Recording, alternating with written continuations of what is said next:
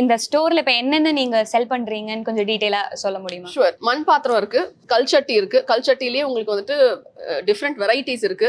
Seasoned இருக்கு, அன்சீசன்ட் இருக்கு. அதுக்கப்புறம் வந்துட்டு இரும்பு இருக்கு, அதுக்கப்புறம் காஸ்ட் அயர்ன் இருக்கு, பிராஸ், அதுக்கப்புறம் வந்துட்டு ஈய பாத்திரம் இருக்கு, காப்பர் இருக்கு, பேம்பூ, வுட், அதுக்கப்புறம் இந்த அம்மிக்கல் சமாச்சாரம். ஒரு ட்ரெடிஷ்னல் கிச்சன் வச்சுக்கோங்களேன். அந்த காலத்துல உங்க பாட்டி வீட்டுல நீங்க என்னெல்லாம் பார்த்திருப்பீங்களோ, என்னெல்லாம் நீங்க இமேஜின் பண்ணிருப்பீங்களோ அது எல்லாமே வந்துட்டு எங்ககிட்ட இருக்கு. கண்டிப்பா ஆர்கானிக் சொல்லி இல்லைன்னா ட்ரெடிஷனல் சொல்லி வரும்போது எப்படியும் கொஞ்சம் எக்ஸ்பென்சிவா தான் இருக்கும். ஸோ அது எப்படி ஒரு மிடில் கிளாஸ் நார்மலான வாழ்க்கையை வாழ்ந்துட்டு இருக்கிறவங்களுக்கு அதை எப்படி அஃபோர்ட் பண்ண முடியும்? என்கிட்ட நீங்க ஒரு இரும்பு தோசை தவா வாங்குறீங்கன்னு வச்சுக்கோங்களேன், யூ பை இட், சீசன்டா தான் நாங்க கொடுக்குறோம். நீங்க அதுல வந்து தோசை போடுறீங்க, உங்களுக்கு அதுல இருந்து வந்துட்டு உங்களுக்கு பெனிஃபிஷியலா இருக்கு.